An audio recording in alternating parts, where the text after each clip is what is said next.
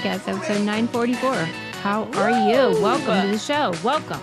I am so good. I am feeling relaxed. I am feeling outdoorsy. Like I got a nice reset. I just got back from a 3-day camping trip where I went to the Great Sand Dunes National Park. So fun. Suze, why are you taking me? That is the creepiest, weirdest place. Yeah. Maybe. That's like one I would actually go to. It's so spooky and weird. Why? So. Why spooky? Upon arrival, well, we roll up there. It's about 3.5 hours south of Denver. Huh.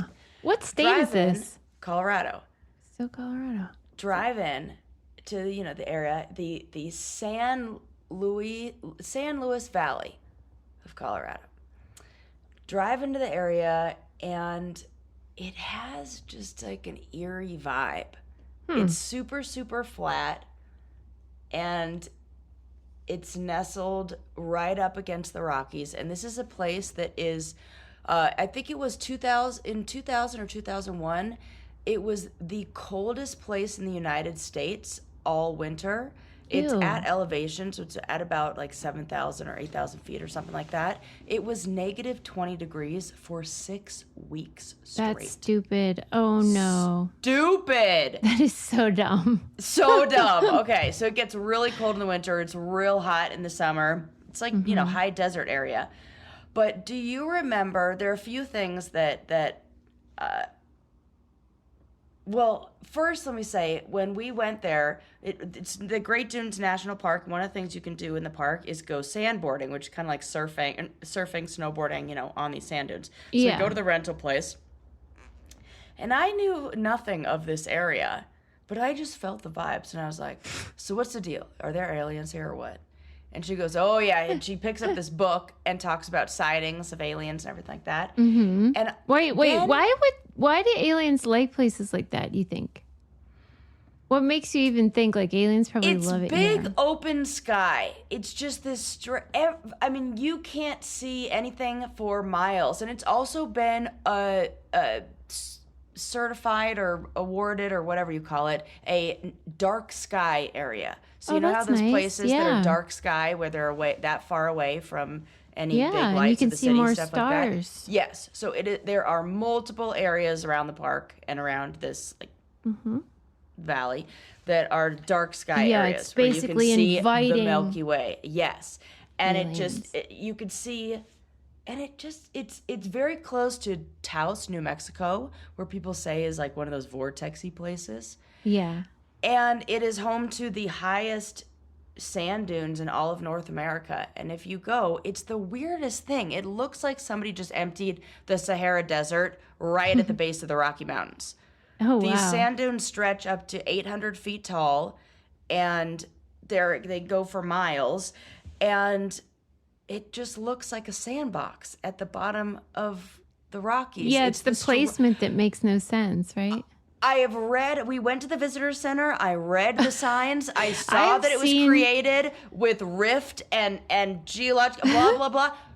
I still don't understand how there's a sandbox in the middle of the Rocky Mountains. Yeah, I just don't get it.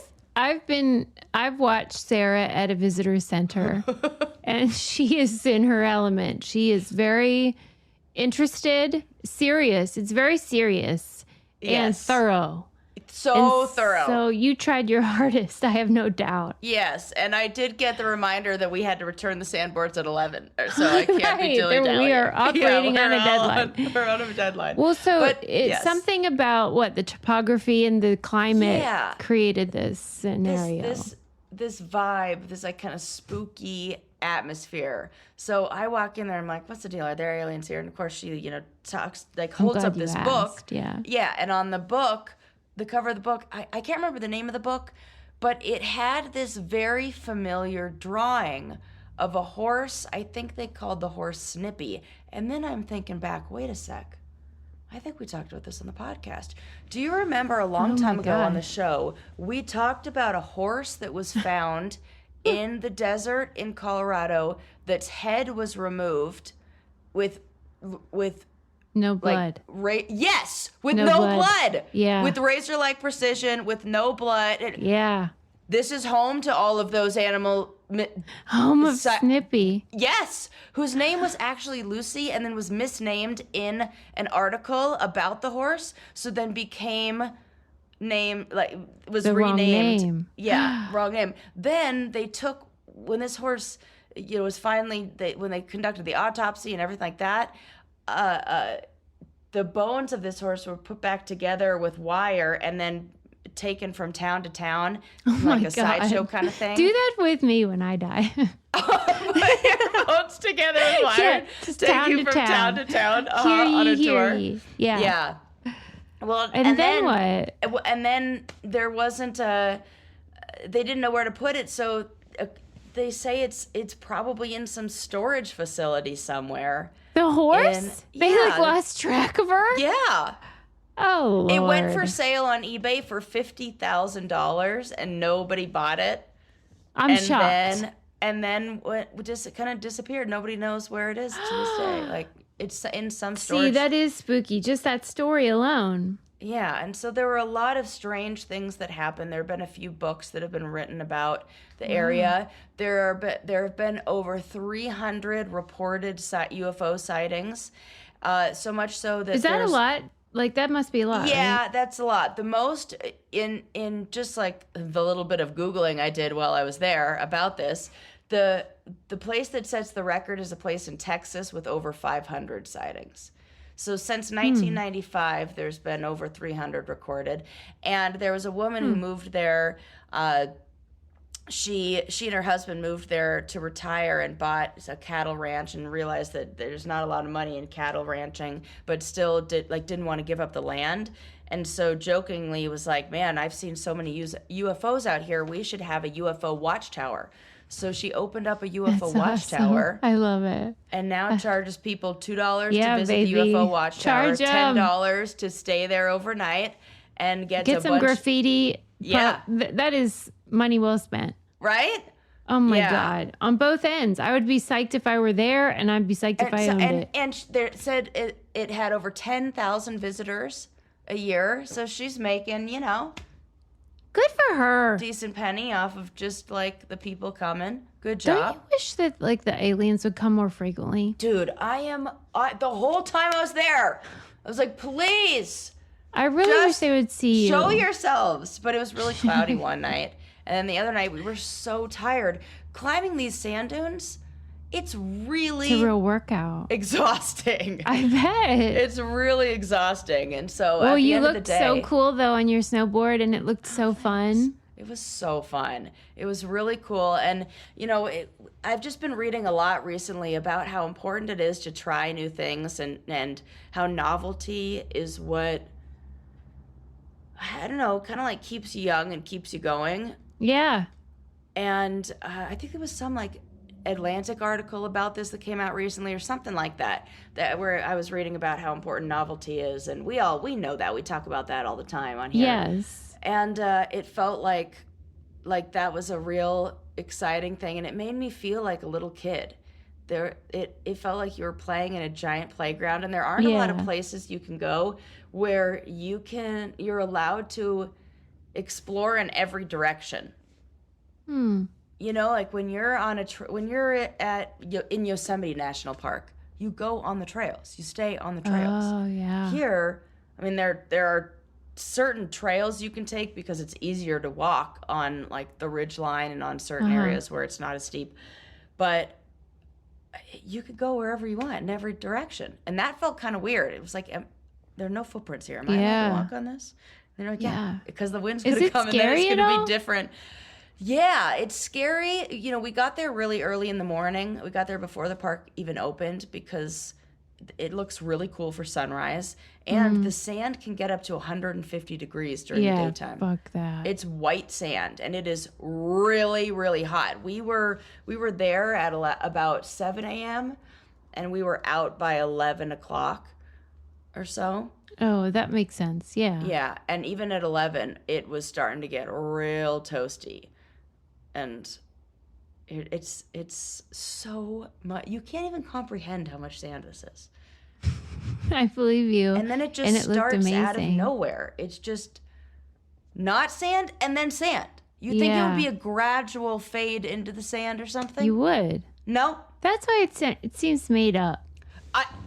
It seems made up to me too, and it almost seems like more evidence of aliens somehow. Yeah, you're like, and then somebody dumped this here. This seems like the remnants of like some alien ship. Wait, Sarah, because you know how like in Lake Erie, there's all these sightings that say that the I hate that we sound crazy, right? But like the UFO hovers over Lake Erie and sucks up the water. Okay. It seems that same vessel could pour sand. Right, why not? If you're sucking it up, you could pour it down. Or if you were, ready for this crazy one? What if you were trying to bury a ship underneath the ground and you had to spin around in a circle like a top, like going into the ground, and the sand, that big pile of sand, was like what's left over, you know, when an animal like digs into the ground and then there's a little pile left next to it. You think that the aliens... Dude, I don't think any of this. I'm saying what if. I thought we were playing a fun pretend what if game. Are we not playing that? Is that not what we're doing here? I thought we were doing a bit. No, but like I am. No, I'm not doing a bit. I'm like, yeah, that's what happened. Like, because I'm like, yeah, because how did it get there? Right. And what if we dug down? Right. That's what I'm saying. Okay. Because you know so sort of theory. You know how you talked about that boring scenario where they go into Antarctica and go into the ice? Yes. Right? And they take bore a down out. into it and pull the ice out to see what's cooking in there. And I feel like we could do that with the sand and see a spaceship. I think so too. And there Wouldn't that be cool? What if? We don't know. We don't know. What do we know? Do we though? I think we do know. Do we know anything? It is out in the middle of the nowhere. Guess what year it became designated a national park? 1969. 2004. Wow. I know. A late bloomer. Yeah. Wow. Yeah. Wonder why. Apparently, it was a state park before, or a state something, and then there was a group, and I think it was a women's group that got together and was like, "This should be a state park or a national." Do you think it was like discriminated against because it was just sand at it for no reason? Yeah, I think people didn't appreciate what the draw was, and that is what these women or whoever got together and were like, this is really beautiful and needs to be preserved. Mostly needs to be preserved because of what could happen if they try to build on it. There was some mining that was done back in the day, and mining could have really damaged the area, so they wanted it to be preserved. Like the areas around it became preserved because they recognized that the mining industry would have definitely damaged the dunes. I mean, this sounds dumb, but like, isn't a national park can be anything that's just like outside? Yeah, and even national historic landmarks, because on our drive to the sand dunes, we were listening to one of my favorite podcasts, National Park After Dark, which is like super spooky stories from Susie almost did a spit take. I don't know why. National Park After Dark. Yeah, it's like spooky stories from inside the national parks and stuff. Like missing hikers and stuff. Yeah, things like that, or like aliens and all that kind of fun stuff, or Bigfoot, and then they also have what do they call them trail tales, where people will write in and about their stories from camping or adventures in the national parks and things like that. And they have interviews and stuff like that. It's a great podcast. Check it out. Why was I talking about that? Well, you were listening to it and you heard something. Oh, yeah. We listened to one on the, what is it? Stonewall riots? Yes. The LGBT, yes, and about the whole history of that and what really happened there. And that is a National Historic Site, which is run by the national parks. So for Pride Month, they did a whole story, that podcast did a whole story on the Stonewall. I wouldn't even call it a riot. I will call it a fighting back. Like, what is the word for that? Yeah. Like, Yeah. Okay. Yeah. Well, so I didn't know that the Stonewall Hotel or whatever it was was located on a national park. No, it was not. It was just deemed a National Historic Site. Why is it run by the national parks, though? Is that how it goes? With the, National Historic Sites the landmarks? National Historic Landmarks fall under the umbrella of the national parks. I did not know that. Yeah. I didn't know that either. Good, important information to know, right? Yeah. Thought that was interesting. Good little so history great. Thanks for sharing that. And a really fun adventure. And yeah, it looked so fun. You know what else is fun? Yeah. Betting. Absolutely. And it's betting season. We are DraftKings queens. Yes, we are. Okay. I'm super into it. I'm super into it too, Sarah. Well, because it's like, I don't know. It feels It's fun to just get in on the action. It is totally exactly right. And Lincoln and I have so much fun doing it. And I mean, he doesn't participate. He's just the consultant because he knows way more about these teams than I do. But anyway, DraftKings Casino has your playbook for gaming action all season long. Play thousands of popular slots for a shot at jackpots. Over $400 million has already been awarded. I mean, I could use $1 million or $2 million. I could, definitely. You know what I'm saying, Sarah? Yeah. Let's get that on the go. New players get 500 spins on Huff and More Puff over 10 days. Download the app, use code BRAINCANDY, and claim your spins after your first $5 wager. Get in the game with DraftKings Casino, home of the largest jackpot win in online casino history. The crown is yours. Gambling problem? Call 1-800-GAMBLER. In Connecticut, help is available for problem gambling. Call 888-789-7777 or visit ccpg.org. Please play responsibly. 21 plus, physically present in Connecticut, Michigan, New Jersey, Pennsylvania, West Virginia only. Void in Ontario. Eligibility restrictions apply. New customers only. Non-withdrawable casino spins issued as 50 spins per day for 10 days. Valid for featured game only and expire each day after 24 hours. See terms at casino.draftkings.com/promos. Ends October 5th, 2025 at 11:59 p.m. Eastern Time. Got that? Got it. One of the things that I thought you would find interesting, one of our listeners wrote in after they saw some of the pictures I posted and said, hey, you also know about this place because you and Susie talked about this cult on the podcast, Mother of God. Remember we talked about that? Yeah. This is where the cult is located. Really? Yes. Okay. And then when we, after we went to the sand dunes, we decided to hit up the hot springs. There's a natural hot springs that's in the middle of the desert, another super weird location. And there's this place it's these old pools that have been there since 1939, I think, these like public pools. And in the, like the little cafeteria, like where they have little cafe where they have the food and stuff, they have old photos on the wall of like, you know, little kids swimming in like the 1930s and stuff. It was really cute to see the before, photos, old-timey photos and everything. They had one area that was an adults-only area, and they call it the greenhouse. And you go into this walkway that it feels like you're in the movie E.T., because you go through this walkway that's lit up by Christmas lights, and the walkway to get there is a shipping container that the inside of has been like painted and decorated and everything. And you're like, okay, this is going to be weird. And you get in, and it's this place that is, it's a greenhouse. It's really hot because of the steam and the hot springs and everything.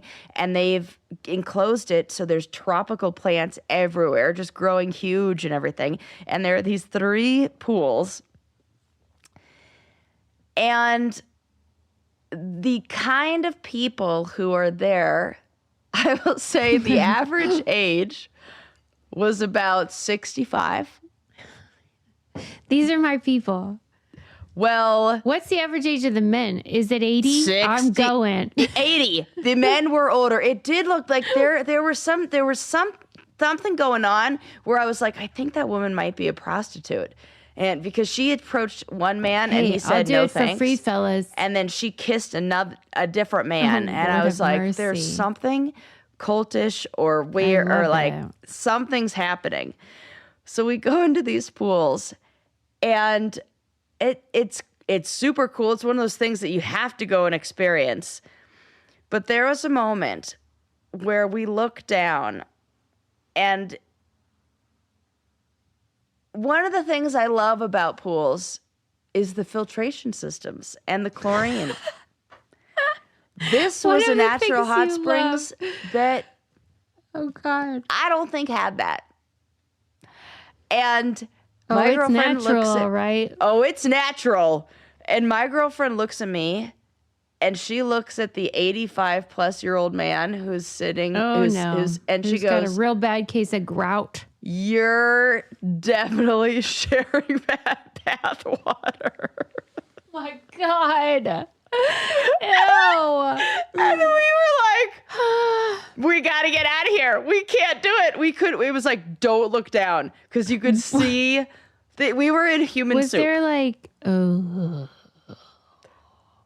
That's the best way to describe it. You're telling me that it was soup. Evident visually and maybe nasally, or just visually. Visually. And that things were not sanitary. I don't know if they can be sanitary in a natural hot spring like that. That most natural hot springs will have a plant life in there, that like plant life in the so that it filters everything out. Oh my God. This was basically you were going to raw dog it with like the oldest man in the world. Oh my God. Gross. So my girlfriend and I are like, we gotta go. They had showers there, which was great. That was our favorite part. And we enjoyed it. It's like a fucking. It was people soup. It was human soup. It was and it's the kind of humans that are like nudist colony people. It's nudist colony people. It's 100,000,000% nudist colony people. And then the woman who worked there was so excited to check us in, and she was like, God. Even when we left, she's like, leaving already? Like, I hope you enjoyed your stay. And Amy was like, oh, I hope she wants us to stay forever, or like it felt like that. They hit the jackpot. Yeah. Like, oh my God, beautiful, cool women. And we were like, what did we just go into? Like that was something that you have to do. You have to look on Reddit. Because it feels like there's no way that there's not going to be a Netflix documentary that comes out in the next 10 years that doesn't at one point mention this place. This whole desert area is just bizarre. It's like you're either there to see the sand dunes, look for aliens, or go RVing. Or not RVing, like ATVing. Okay, which brings together a very bizarre collection of individuals. Yeah, all of whom have alternative lifestyles. Totally. Which then, the theme for this week for me, and the theme for this podcast episode kinda, is like the dark side. Like I don't know if it's my algorithm that's feeding me this, or it's you go to weird places and weird things, but I keep hearing this reference to how so much of life is like an iceberg. How there's the part that's above the water that we see that like you and I and everybody listening to this podcast right now lives in and experiences. Yeah. Yes. Reality. And then reality as we know it, the regular internet. Yeah. You know? Then there's this whole section that's below the water that is like the dark web of life, you know? Uh-huh. And there's so much about that like we don't even see and we don't even know about and we don't even have an awareness of. The kind of people who are who are like vacationing at the greenhouse in the sand dunes. That's what I want to know, though. Who are these people? Is it like who are like down on their luck, getting a punch card? Like we hang out here. They are people chilling. They were like, we come here, we do this. This is our thing. Oh my God, this is their cheers. Yeah, that's what it felt like. And they saw you as like fresh meat, baby. Yeah, they were ready. It felt like that. It felt like we could easily. Sarah, I can only imagine how psyched out of their minds they were when you sauntered in. Yeah. Ready to do like a swan dive into that hot spring. Yeah, we did. And I was like getting my face all in on the, God. There was a waterfall that was fresh water. That was like the fresh stuff. And that I was like, I gotta, it was boiling hot, but I'm like, I don't care. Yeah. Cleanse my body. Yeah. Open the pores up. And then they're like, baby, open it. It was just a strange experience. And I'm glad you made it out alive. Yeah, but I know it I almost didn't. You know what I got? Not really. But you know what I got for the first time that I had never experienced before? And holy fuck, I got bit by a fire ant. Oh, how'd that go? Real not good. Like, I was telling my girlfriend, like, if I were somebody who was not outdoorsy and I didn't have an awareness of this just being temporary, and I didn't know somebody who's been maybe bit by one of these before, I would be like, we should go to the emergency room. Like, it feels like you want to take your whole foot off. Yeah, like like you might get paralysis or something. Have you had this before? No. How did you know that it was a fire ant? Because when I looked up, we were 4 feet away from the anthill.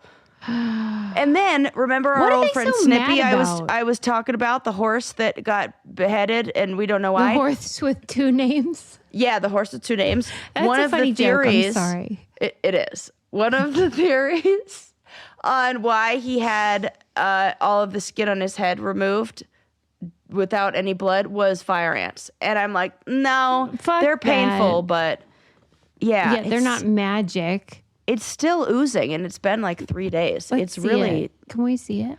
Yeah, you could see it.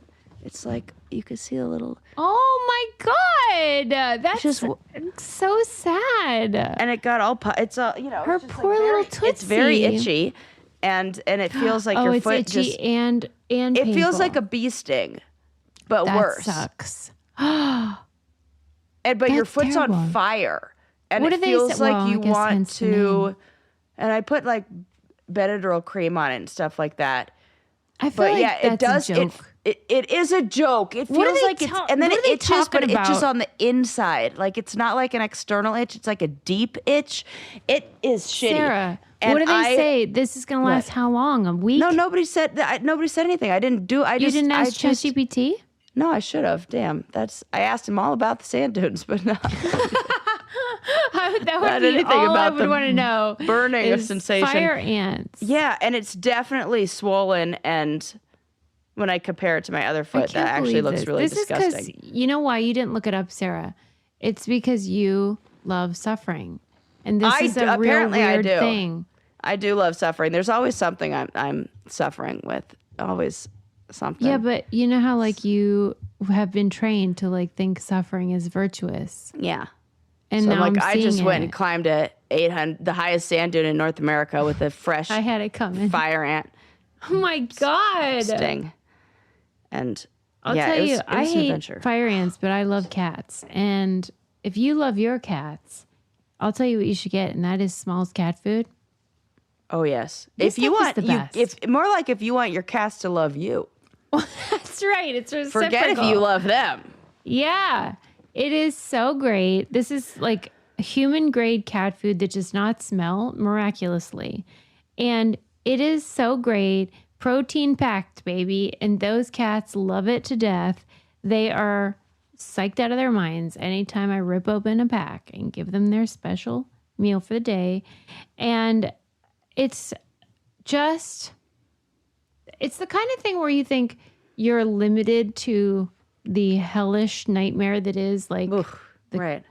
Grocery store options. And then all of a sudden you're like, oh, it turns out you could have this. And 88% of cat owners reported overall health improvements in those felines. And they say your cat's going to love it. And it's risk-free because they will refund you if you say they hate it. Yes. You know why? Because they won't. Right, for a limited time only, because you're a Brain Candy listener, you can get 60% off your first Smalls order plus free shipping when you head to smalls.com/braincandy. That's 60% off when you head to smalls.com/braincandy plus free shipping. Again, that's smalls.com/braincandy. Oh, okay. What other things do I have to talk to you about? I have some older stories on here that I think are important to cover. Oh, Great. this is everything I'm talking about is so gross. Did you hear how those flesh-eating maggots are back in the United States? No. And we have I didn't know they were. I didn't know they existed. Okay, so What do you mean back? There's a flesh-eating maggot that we had eradicated years ago, like for hundreds of years, like for This about is like 100. measles. Thanks, everybody. Yeah, basically. Okay, so for a long time ago, there was a big problem with what's called the New World screwworm, and it's a type of worm that specifically attacks cattle. And this, Who named that? they had the CDC and the HHS have done a lot of work, and there've been a big collaborative efforts between U.S. and like basically all of Central America and South America to make sure that this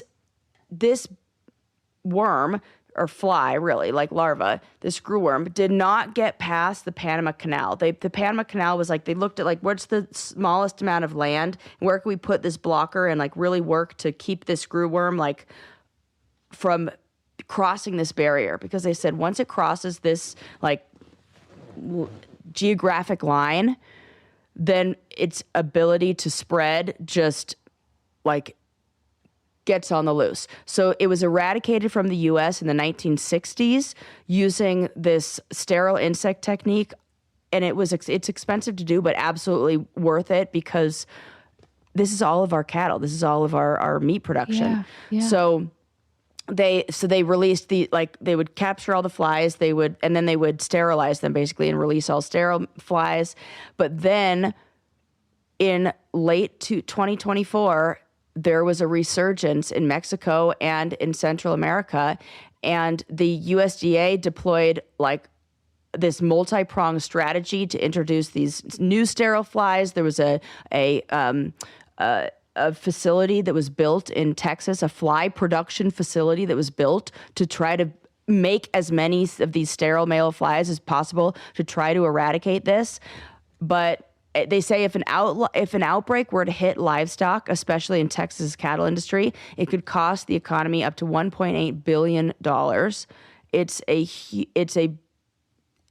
big problem that like not a lot of people are talking about, but people who are in like the agriculture world and like veterinary world are very afraid of this. And we had our very first human case from a man from, I can't remember where he's from, but he's from, I want to say somewhere in Central America, who worked with cattle, but he got it in his leg, and it's almost 100% deadly if you get it, and you're like, it's a flesh eating. Is he RIP or what? I think so. Oh my God. See this, you know what? I mean, maybe I'm getting off topic, but here's one of the problems with getting people to take action or to be concerned. Yeah. That frequently what happens is there'll be something like this that is really important and we need to pay attention to. And then somehow, some way it gets sorted out and then you like never hear about it again. And I'm thinking of bird flu. Right. Over the last year, I had heard this could be serious biz, like level of COVID pandemic situation. And then all of a sudden it just stopped being a conversation thing. It wasn't on the news anymore. It was just gone. And then when there is a COVID Right. that is like, oh no, this is actually a thing, people are like, yeah, that's what you said about bird flu and the swine flu and then whatever this fucking thing's called. Yeah. Screwworm. And screwworm. He fucking flu. It did say that he went to El Salvador and he was working around animals or livestock, and he did recover. And so he did make a recovery. They said, well, what are they going to do? I don't frickin' know, Susie. I hate when you don't know, Sarah. I don't know. depend on you. You're all I've got. You and Steven Skeep at NPR. It's not good. It's something that you don't need to worry about it infecting you or biting you and you becoming sick with it. What we do need to worry about is the price of meat if and when there's an outbreak in the United States of this. Because it will make the cost of livestock or cattle and beef go through the roof or it'll all shut down. Right. I mean, this is what Paul McCartney's been trying to tell us for a really long time. What? Stop eating meat, people. Oh, has he? Is he on that? Yeah, because remember Linda McCartney? That was her whole deal. I didn't know. I don't know this. Yeah, she's. I don't know if she was vegan or vegetarian, but that's her whole deal, and she made him go vegetarian. And like, whenever COVID happened, and there was the whole thing about the market probably it happened at this market. Yeah, right. He was basically like, I don't want to say I told you so. Right. But he's the one that started Meatless Mondays. That was his campaign. Oh. Yeah, like he's and so anytime any of these things happen, I'm always like, Paul McCartney is probably like, told you. That's funny. I accidentally forgot my hamburger patties when we went camping. And so I had to settle for my girlfriend's imitation meat patties, which at first. We need to talk to her. Listen. Here's the thing. When she was like, it's so for Impossible Burgers, though. That was it. That was it. It was an Impossible Burger. Oh, you don't like those? I love those. She was like, well, first of all, Impossible Burgers look great until they get melted in the bottom of your cooler and they become like... Oh, no. Mystery meat. Yeah. And I'm super into it. Hear me out.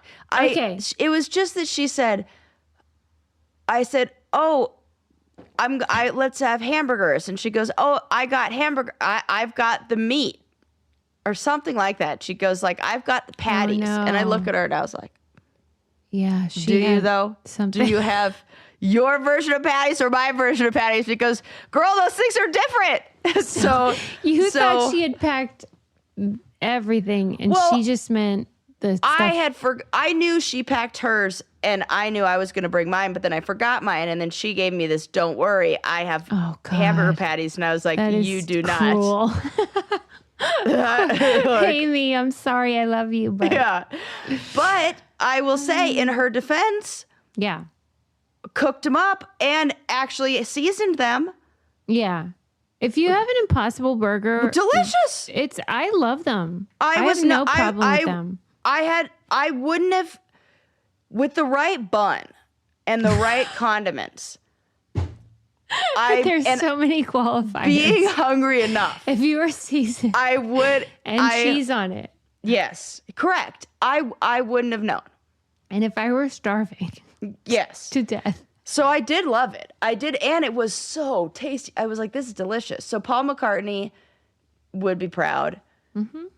And I apologize, Amy, for not thinking that your pretend no, I did.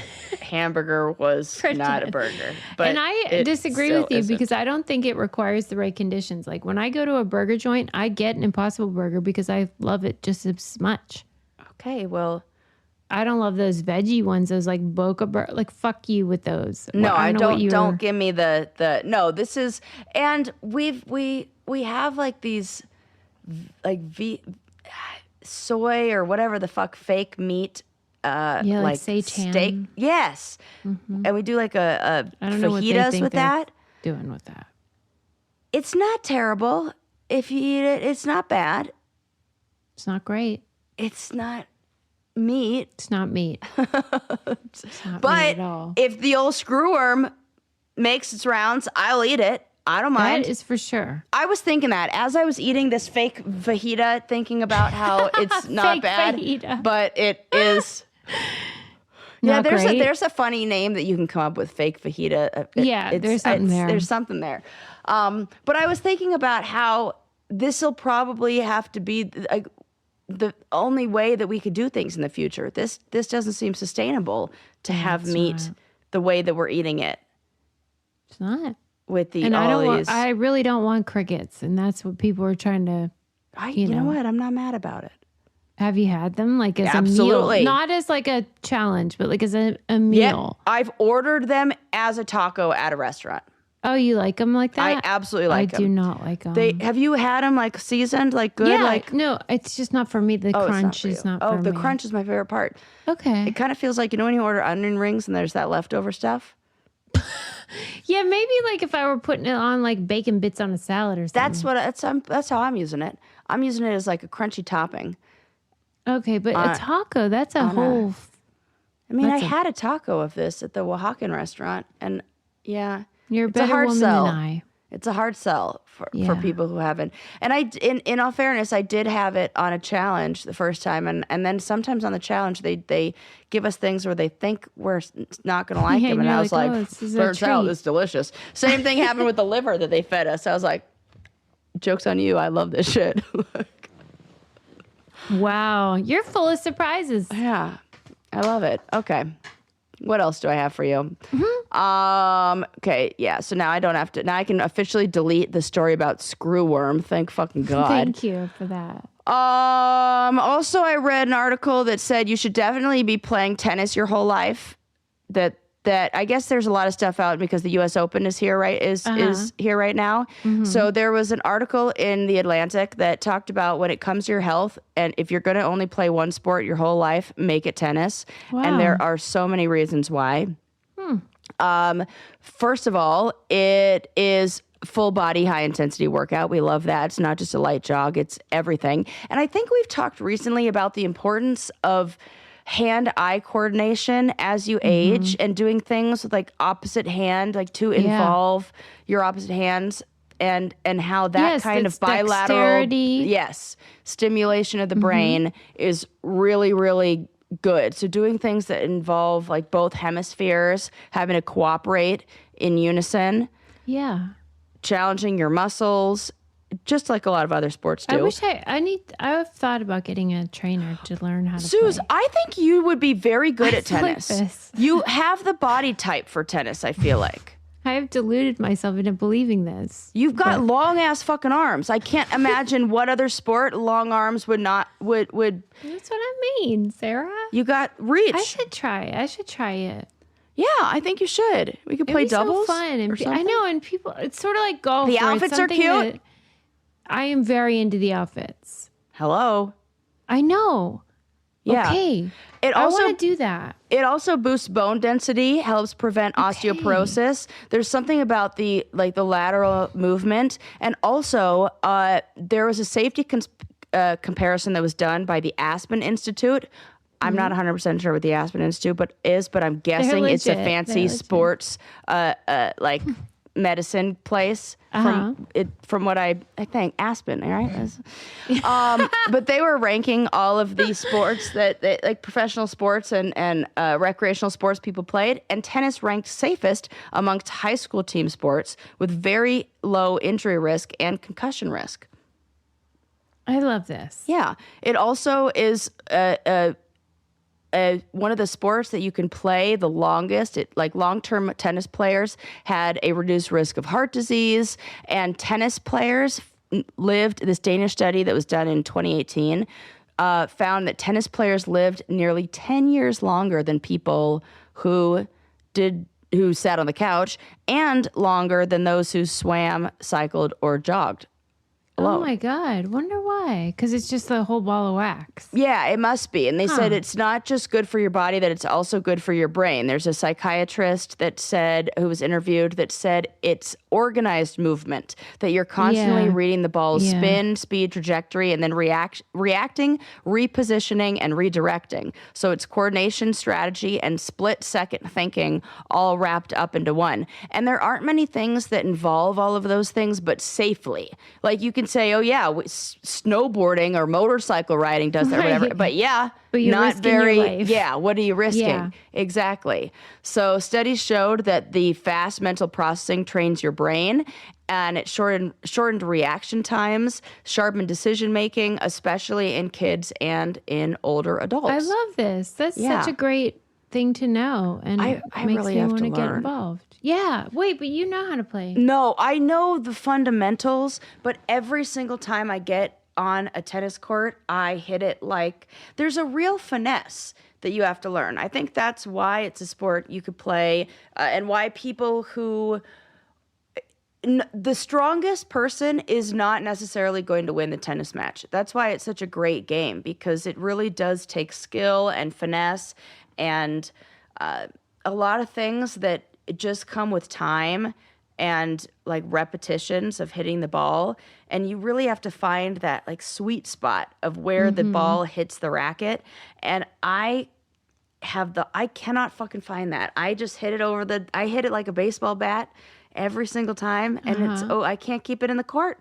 So I need to learn how to chill. Well, my friend Jason Fine, who you know, he is very big into tennis, and he would always refer to pretty points.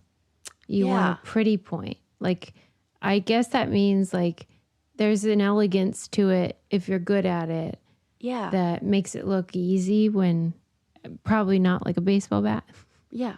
I don't know, because I don't know how to do it. Absolutely. I watched a video of my girlfriend playing against her dad. And her dad's and it's older. like ballet. He barely moved. She was all over the court, like trying to like just hit the balls. He was it was very effortless. Yeah, isn't and that like fun to very watch? minimal, like didn't look like, and it's like, okay, when you really know what you're doing, it looks That's cool. graceful. Versus We gotta learn, like, Sarah. We're fucking lunatics really out have to here. learn. Yeah.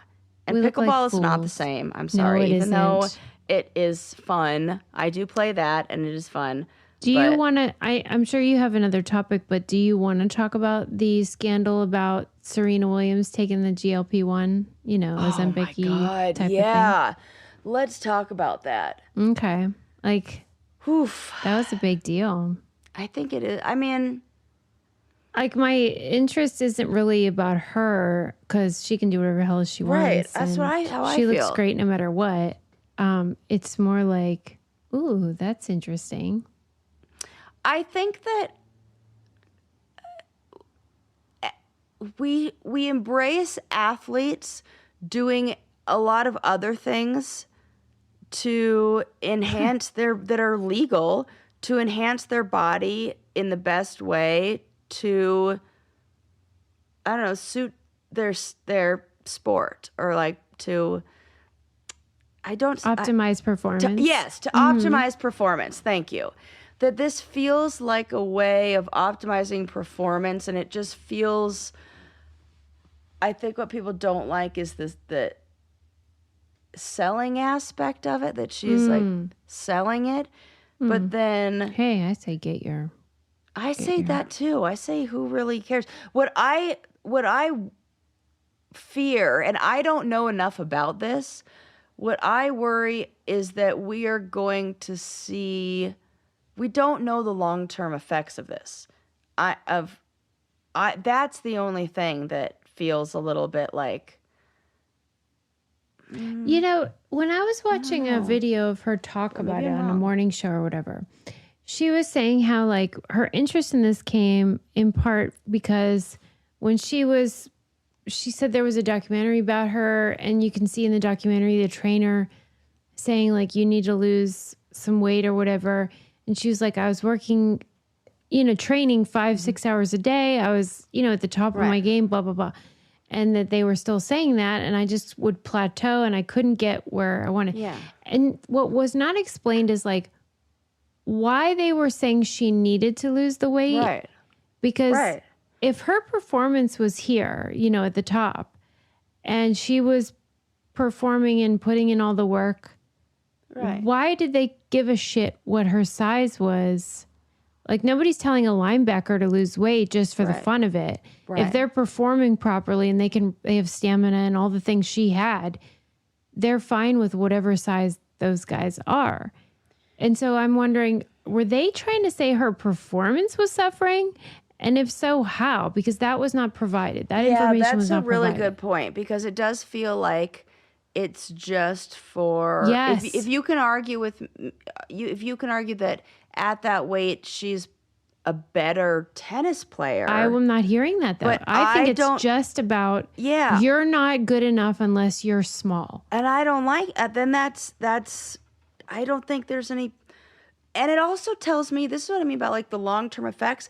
If she's working out that hard, training that hard, and her body wants to be at the size it is, to me that says that there is some importance of her body being that size. Yeah. That there, in order for her to maintain homeostasis, she needs that amount of bulk, like supportive tissue, muscle, whatever it is. Heft. Yes, I think like these are all words even that if have a negative connotation, but shouldn't. Even if it's just to support cognitive function. Like, I mean, I was listening to Ilona Maher be interviewed talking about like how there's all this like protein craze and protein. She has to get she must have to get a lot of protein. She's like, yeah, but you know what else I get?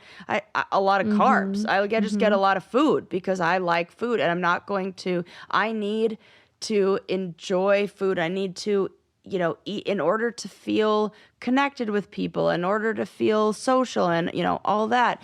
And so I feel like that's such and I totally connect to that I've done that. I've played that game. Yeah, I could totally drop 15, 20 pounds. That's and I've done that. It's not actually. But for what? But for fucking what? For what? I was never happy.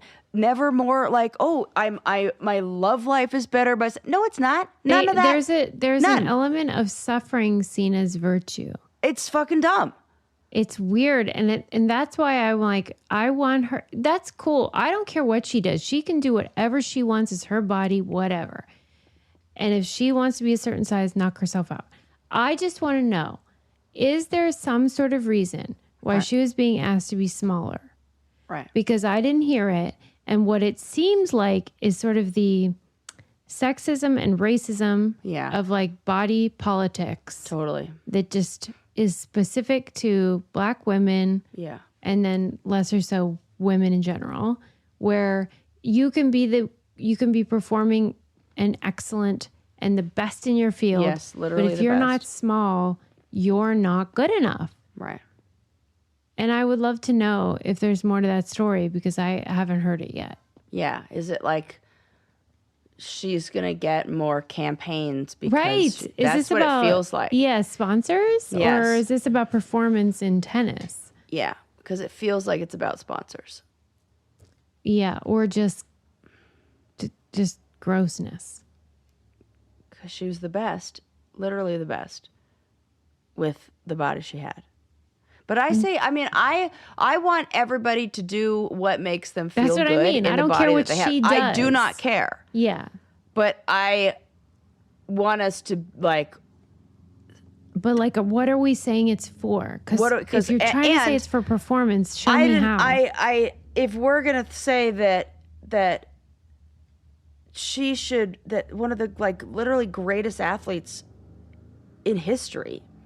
Yeah. Should change the way they look. Right. What message are we sending here? And that's insane to me. That's like, and it just makes me sad for her that she felt that. Who cares? Like, you're not good enough. Really? Right. She's not? She's not good and enough then what's yet? Gonna, and it's so, it's such temporary satisfaction because, like, there and we're talking the difference of like not like massive amounts that is like really life changing where your lifestyle and health and all that changed. But we're talking the difference of like, oh, I can wear 2 sizes smaller pants now. I don't see that as really like impacting life in such a positive way that it's worth putting, I don't know, like I don't know, just I don't care. I just like, I think she was beautiful before. But everybody's allowed to do whatever they want. I just think we shouldn't be policing people's bodies at all. And if you want to do it, great. If you don't want to do it, great. But it's like... Well, for me, like the mournful thing, because I look at it through my own lens of like why I would have gone under the knife. And it's a lot of, noise making you feel like you're not enough as you are. And, anyone can look at it through their own personal story. But when you look at it through hers, it's like, if people were making her feel like she was not enough, like what hope have the rest of us? And this is what the point I was making before. After going under the knife and doing the things to say, oh, this will feel good, were those noises any different? Did those voices go away? No. Right. They're still, guess what? They're still there. So it's not about that. It's like, that's the same with like money too. Yes. That is a chasing the wind scheme. All of it's chasing the wind. I think, is that all I got for you today? I mean, I feel like you did it. I'm proud of you. I'll say, oh God. Oh yeah, I'll save my other story for next time. Okay. And, well, you guys should check out our website, the Brain Candy Podcast. That's where our coupon codes are for all of our partners. And if you use those help the show so much. You could sign up for our newsletter because Adam Butler is doing the Lord's work, doing so hilarious stuff. And it has links and everything, but it is just like Brain Candy Hilarity every Friday and no spam or anything. And you will enjoy it. That's also on the braincandypodcast.com. And patreon.com/brainkitty is where our reality TV stuff lives. All the fun challenge stuff. We'll see you next time. Bye. Yes, Mr. Gecko, you're a huge inspiration to us all. But who was your muse? Oh, my dear old Nan. She imparted many wise words to me. She would say, never let the fame get to your head, always remember who you are, and let people get more than just savings with Geico's fast and friendly claim support. I lived up to her advice, and now anyone can file a claim anywhere and anytime. I miss her so much. Did she go somewhere? Yeah, extended quilting trip. Ah. Get more than just savings. Get more with Geico.